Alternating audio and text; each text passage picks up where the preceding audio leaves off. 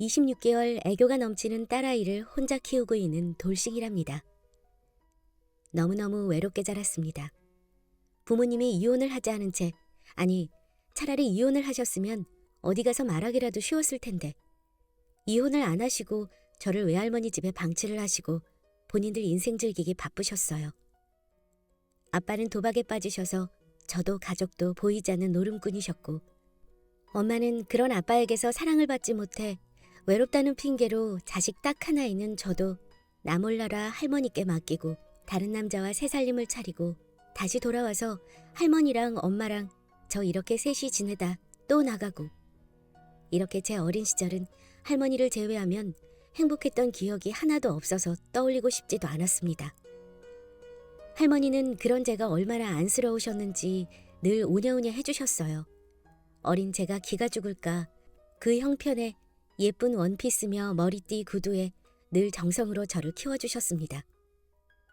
제가 크면 클수록 할머니도 점점 나이가 드시면서 예전 같지 않다는 게 제 눈에도 보여 어린 마음에 혹시 할머니가 제 곁을 떠날까 매일 무서웠던 그 마음이 아직도 생생하게 기억이 나요. 본인 엄마한테 애를 맡겨두고는 땡전 한 푼도 주지 않았던 엄마라는 사람. 그래서 저 하나 반듯하게 잘 키우려 저희 할머니 진짜 고생 많이 하셨습니다. 할머니 하는 일들을 제가 도울 수 있는 건 저도 도우려 했고, 집에 왔는데 할머니가 안 계시면 고사리 손으로 할머니 밥 차려줘야지 싶어 냉장고에 있는 반찬도 꺼내보고 계란 후라이도 해서 할머니 오시길 기다렸다 소박한 저녁도 먹고 그렇게 살았어요.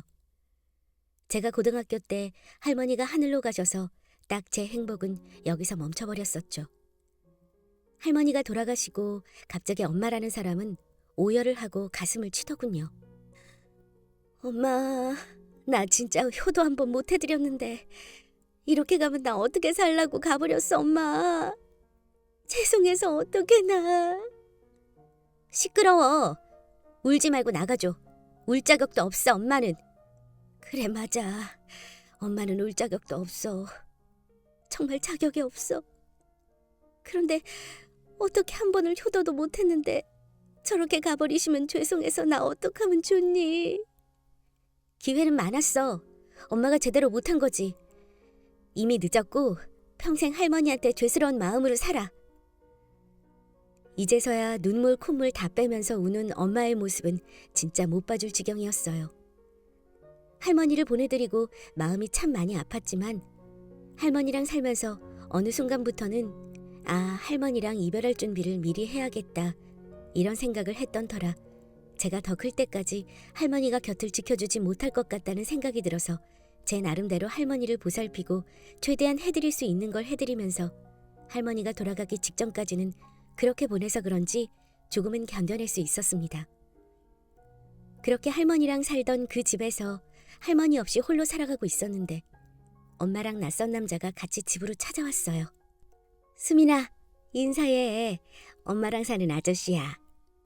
오, 너가 수민이구나. 예쁘장하게 생겼네. 안녕. 왜 왔어? 내가 오지 말라고 했잖아. 얘가 왜 이래? 당신이 이해 좀 해줘. 애가 한참 사춘기에 지 할머니 보내고 한참 예민해서 그래. 아니야, 괜찮아. 수민이 밥 먹었니? 나가서 같이 밥 먹자. 싫어요. 그냥 가주세요.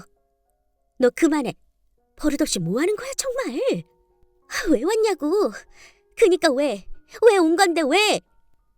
너 아직 미성년자인데 어떻게 여기서 혼자 살아. 그리고 이 집도 이제 네 할머니 없으니까 팔려고 하거든. 당분간 엄마네 집에 와서 살아. 곧 성인 되고 대학 가면 어차피 기숙사 쓸 수 있으니까 그때 나가면 될 것 같고.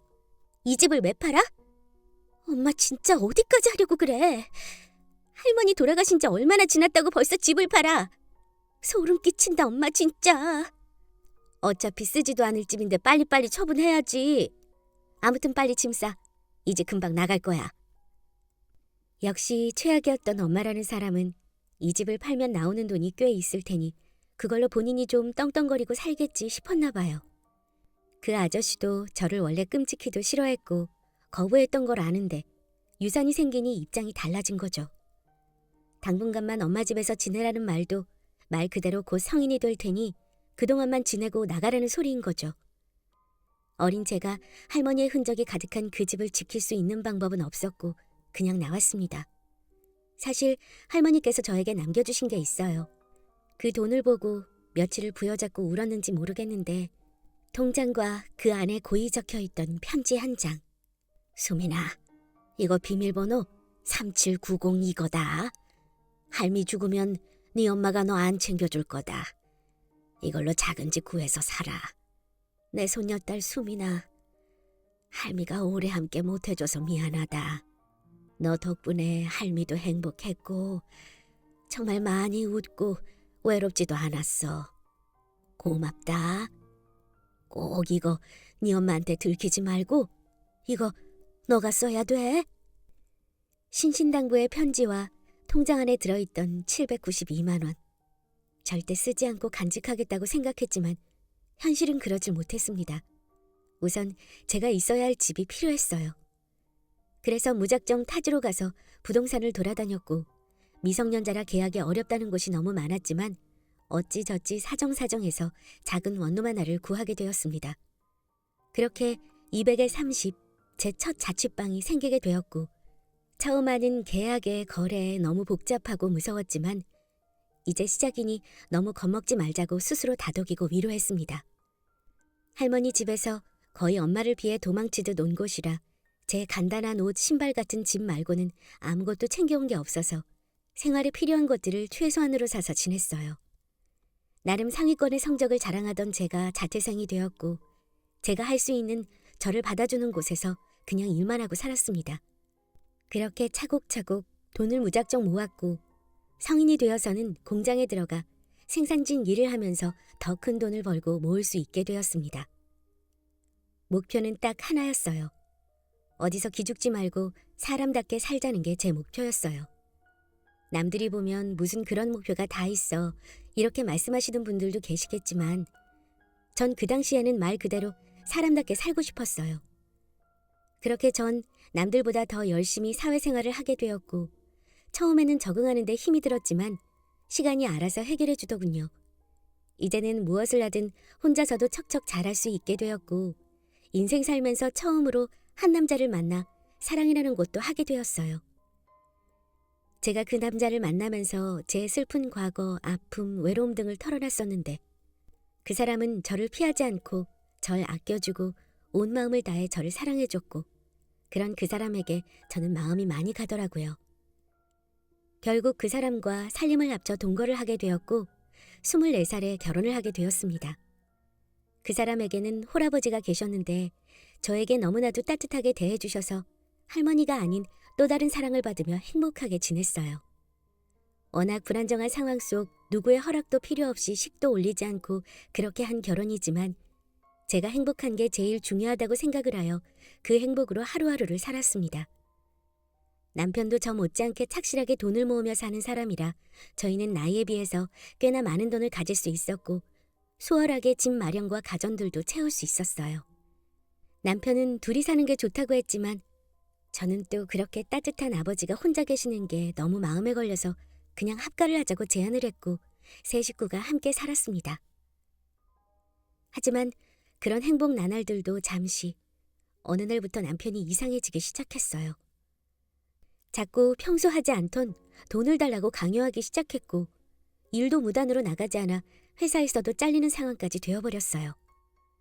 불안했습니다. 남편이 과거에 철이 없어서 한동안 사고를 많이 쳤던 건 알았지만 성인이 되어서는 정신 차리고 돈도 모으고 착실한 모습을 보여서 결혼을 선택했었던 건데 갑자기 남편이 이상행동을 하니 점점 불신이 생기기 시작했어요. 어느 날은 아버지가 저를 불러서 이런 말을 하셨습니다. 아유, 아무래도 지훈이가 도박에 다시 손댄 것 같다. 일을 어쩌면 좋냐? 도박이요? 도박, 무슨 도박이요? 아버지, 저는 처음 듣는 말인데. 그 전에 사고 쳤다는 게 도박이었다. 그걸로 돈도 말아먹고 집도 말아먹고 한동안 너 만나면서부터 정신 차리고 사람 된 것 같더니 다시 손대는 것 같다. 친아빠가 도박으로 미쳤던 걸 알고 있어서 제 인생에서 가장 싫어하는 도박과 바람이었는데 그중에 도박이라니 믿을 수가 없었어요. 아니겠지, 아닐 거야를 속으로 100만 번을 더 삼키면서 남편을 기다렸습니다. 오빠, 얘기 좀 하자. 무슨 얘기? 갑자기? 나 또 나가봐야 되는데. 오빠, 혹시 요즘 도박해? 맨날 공장에서 그렇게 일해서 언제 성공하냐? 인생 한 방이야. 수민아, 나는 니네 아빠처럼 그렇게 정신 팔고 하는 거 아니고 체계적으로 하는 거니까 그냥 믿고 기다려줘. 도박이 나쁜 게 아니야. 무식한 인간들이 전재산 걸고 한탕 노려서 그런 거지. 도박이 나쁜 게 아니고 다 그렇게 돈을 벌 수 있으면 누가 힘들게 일을 해서 돈을 벌겠어. 오빠, 제발 지금이라도 멈춰. 오빠도 전에 망해봤잖아. 제발 그만해. 우리 아이도 낳고 그렇게 살아야지. 애는 뭔 돈으로 키우냐? 전에는 내가 못 모르고 해서 그 꼴 난 거고 이제는 다르다니까. 아무튼 너도 적금이랑 있는 거 좀 깨고 나한테 투자를 할 생각을 해. 닥달하지 말고. 자꾸 아빠랑 쌍으로 닥달하면 나 집 나가버릴 테니 그만 바가지 긁는 게 좋을 거야. 그렇게 말을 하더니 그날 이후부터는 오히려 솔직히 다 내게 말을 해서 감출 게 없어서인지 눈치도 안 보고 하루 왼종일 아니 며칠씩 집을 비우면서 도박을 하기 시작했습니다. 오빠, 진짜 미친 거 아니야? 지금 5일 만에 들어와서 한다는 소리가 돈 달라고? 미친 것 같아, 정말. 그만하라니까. 아우씨, 진짜 좀 달라고. 그게 있어야 잃은 거 다시 따올 수 있다니까. 넌 왜 이렇게 말귀를 못 알아쳐먹니 정말. 본인 수준에서 쓸 수 있는 돈을 다 쓰고 나니 이제 저를 닥달하기 시작했고 제가 잠깐 집을 비운 사이 제가 여태 모은 제 돈을 다 들고 도박장으로 갔더군요. 결국 그것마저도 돈을 다 잃었는지 마트에서 소주 5병을 사들고 와서는 혼자 안주도 없이 술을 마시기 시작하였습니다. 오빠, 진짜 미쳤어? 그 돈이 어떤 돈인데 정말? 어떤 돈인데? 그걸 지금 다 날린 거야? 사람이야? 정말 왜 그래? 언제까지 이럴 건데? 이제 우리 뭐 먹고 살아? 아이, 진짜 그거 얼마나 된다고. 내가 알아서 한다니까. 나도 이렇게 살고 싶어서 그런 줄 알아? 우리 집에 재산이 있냐? 아님 너네 집에 돈이 있냐? 넌 네 엄마한테도 버림받았잖아. 어떻게 두 집구석 중에 한 군데라도 멀쩡한 데가 없어? 그러면서 술에 취하기 시작하면 집안을 부수는 건 기본에 저 정말 개패듯 때리기도 했어요. 그걸 아버지가 말리시다 크게 다치시기도 하고 이렇게 살다간 죽겠다는 생각도 들어서 결국 저는 이혼을 결심하게 됐습니다. 웃기고 슬펐던 건 남편하고만 사이가 안 좋았을 뿐이지 시아버지랑 저는 정말 친모녀 사이라고 믿을 만큼 서로 위해주고 서로 버팀목이 되어주며 지내왔어요. 하지만 그 버팀목이라는 것도 남편이란 놈의 행동이 도가 지나치다 보니 그 버팀목도 도려내야만 제가 살 수 있을 것만 같았습니다. 이렇게 헤어지는 게 너무 속상했지만 아버지 또한 아가, 내 생각은 그만하고 어서 도망가. 도망가서 이혼 신청해. 그래야 네가 살 수 있을 것 같다. 지금 저놈은 사람이 아니야. 짐승이야, 짐승. 눈에 애비도 마누라도 보이지 않을 만큼 정신 나간 놈이라고. 그러니 내가 이렇게 빌마. 어서 여기서 떠나. 그리고 가서 새 인생을 살도록 해라. 이렇게 말씀하셨습니다. 결국 저는 남편을 더 이상 감당할 수가 없어 시아버지 말씀대로 도망을 가서 이혼 소송을 진행하였고 3개월 만에 완전히 갈라설 수 있게 되었습니다. 하지만 남편하고만 남남이 됐을 뿐이지 시아버지하고는 예전처럼 지냈습니다. 시아버지와 따로 만나 식사도 같이 했고 아버지를 따로 저희 집에 모셔서 종종 식사 챙겨드리고 그렇게 지냈습니다. 이제 다시 새 출발하고 나도 잘 살아보자. 다시 시작하자는 마음이었는데 임신 사실을 알게 되었고 딱 언제인지 알겠더라고요. 정말 원치 않았던 그 시간에 딱 그날이 이런 결과를 불러오다니 절망했습니다. 그런데 한편으론 이 아이 정말 잘 보듬어서 잘 키워서 나와 평생을 함께할 수 있겠다 싶었어요. 아버지께는 말씀을 드렸고 기쁨의 눈물과 속상함이 더해져 한참을 오열하시더라고요. 이거 절대 말하지 말아라. 지금은 너도 안정이 필요한데 임신 사실 알면 어떻게 달려들지 모르니까 절대 비밀로 해야 한다. 알겠지? 네, 아버지. 저도 그렇게 생각해요. 오빠는 절대로 모르게 아이 지켜야 할 것 같아요. 아버지는 홀몸도 아닌데 혼자인 제가 걱정이 되시니 과일부터 시작해서 이것저것 사다 주시고 저를 정말 매일같이 챙겨주셨습니다. 그렇게 무사히 10달 동안 아이를 품고 출산을 했고 그 서럽고 무서운 시간을 아버지가 다 지켜주셨습니다. 문득 출산을 앞두고 엄마가 생각이나 수소문 끝에 연락을 해보긴 했어요. 엄마, 나 수민이야. 어디서 뭐하고 살아?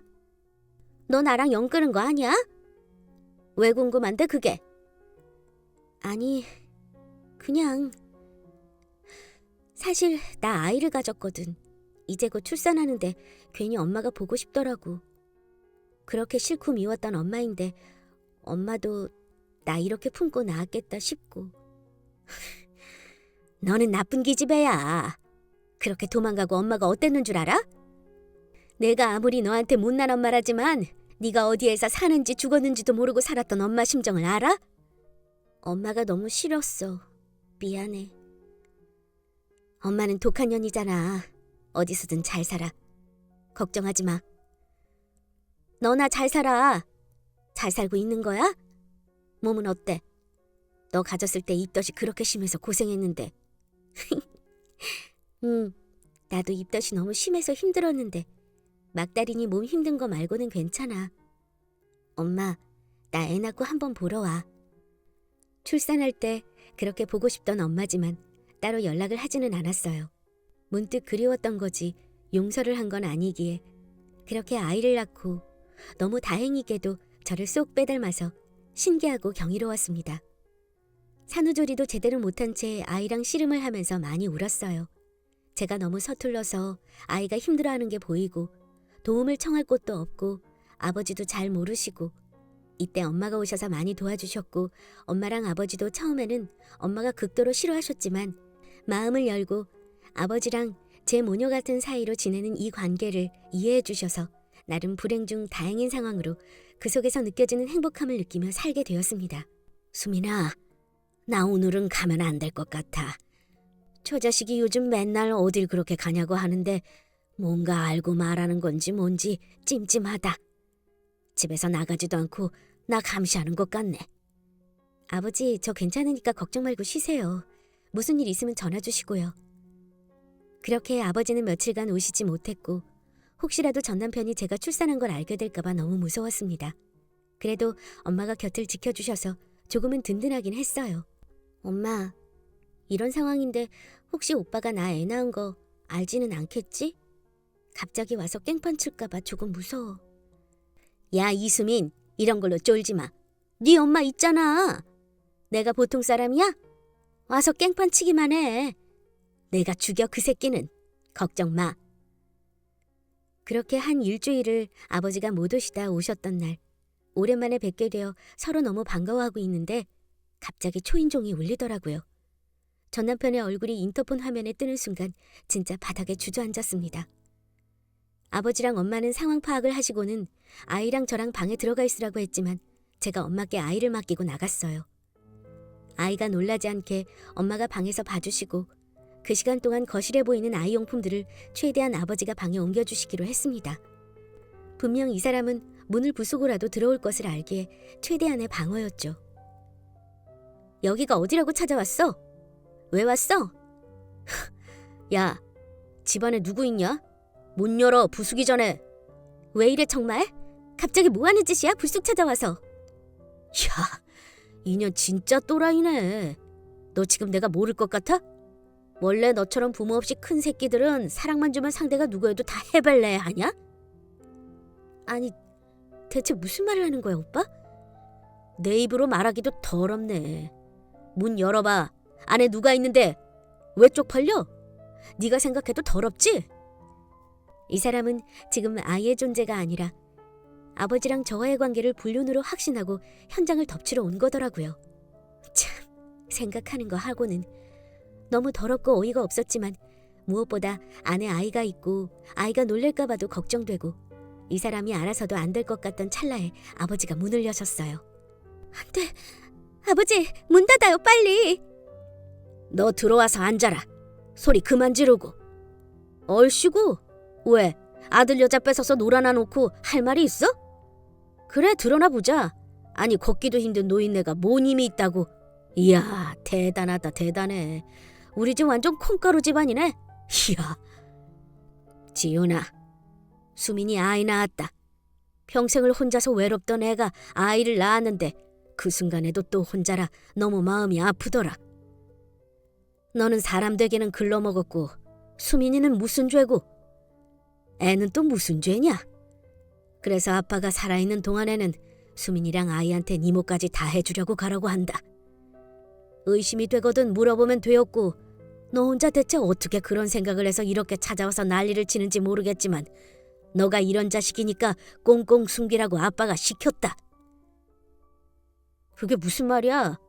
지금 애를 낳았다고? 너 바른 대로 말해봐. 아빠 말이 맞아 지금? 그제서야 저희 집을 둘러보는데 급히 숨기려 해도 아이 키우는 집인 게 숨겨지지는 않죠. 그리고 엄마가 아이를 안고 나오셨어요. 너구나. 내 딸 눈에서 피눈물 뽑은 게. 너 다 안다며. 나 엄마 자격 없는 사람인 거. 그런 애를 그렇게 데려갔으면 행복하게 해줬어야지.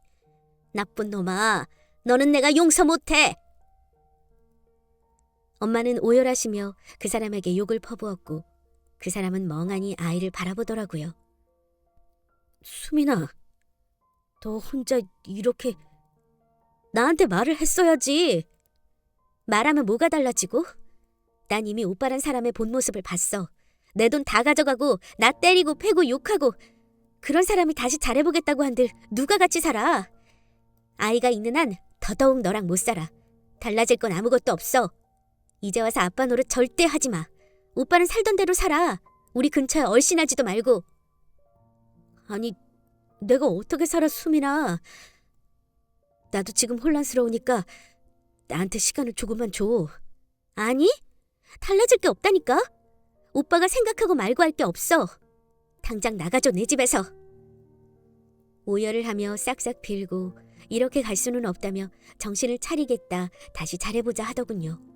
아버지랑 저도 잘 지내고 맞다. 본인만 정신을 차렸으면 다 끝났을 일이었다고 한참을 울던 그가 아버지가 일으켜 집으로 데리고 갔습니다. 그날 이후로도 저희 집을 매일같이 찾아와서 빌고 또 빌고를 반복했지만 경찰에 신고를 해버리고 강경하게 대응했어요. 저에게는 지켜야 할 아이가 있어서 말이죠. 저러다 언제 눈이 뒤집혀 또 저를 괴롭힐지 몰라서 급하게 집을 내놓고 한동안은 엄마네 집으로 피신해서 아이와 지냈고 이사를 해버렸습니다. 혹시 또 아버지를 미행하다 주거지가 들킬까 싶어서 아버지도 집으로 모시지 못하고 엄마 집에서 만나거나 따로 만나서 아이를 보여드렸죠. 수민아, 내가 참 못났었더라. 너 그렇게 아프게 살아온 사람인 걸 내가 잘 알면서 가장 큰 상처를 너에게 줬어. 웃기지만 나 너랑 헤어지고 너 정말 많이 그리웠다. 내가 정말 사랑한 여자니까 땅을 치고 후회해봤지만 도박이라는 게 너무 끊기가 힘들어서 쉽게 돌아오지 못했어. 나 지금 도박 중독 치료도 받기로 했고 정상적으로 일해서 먹고 살려고 노력하고 있어, 수민아. 당장은 아니더라도 시간을 조금만 갖고 우리 다시 함께 사는 게 맞지 않을까? 내가 이렇게 살아있는데 왜 아빠 없는 아이로 키워? 우리 둘 다 부모가 없다는 게 얼마나 서러운지를 알잖아.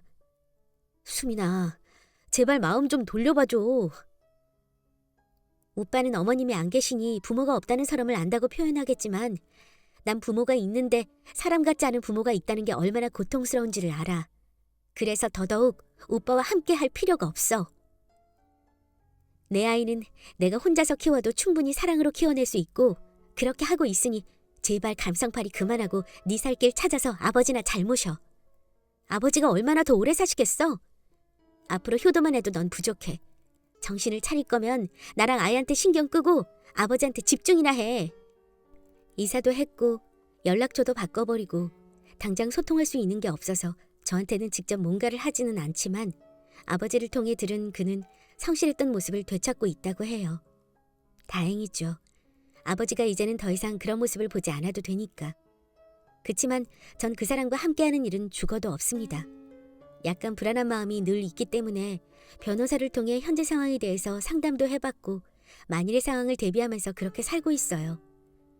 마지막 순간까지도 힘들었던 제 삶에 다시금 용서를 구하듯 엄마 노릇을 해주는 엄마가 돌아왔고 아빠의 빈자리를 채우려 노력하시는 아버지가 계시고 무엇보다 제 목숨과 바꿔도 아깝지 않을 제 딸이 있어서 두렵지만 버티고 엄마는 강하다라는 말을 늘 새기며 아이를 잘 지키고 바른 아이로 키워보려고 합니다. 제 사연을 봐주셔서 감사하고 지금 힘든 순간이신 분들 저 같은 사람도 극복하고 살아가니 힘내시길 바래요.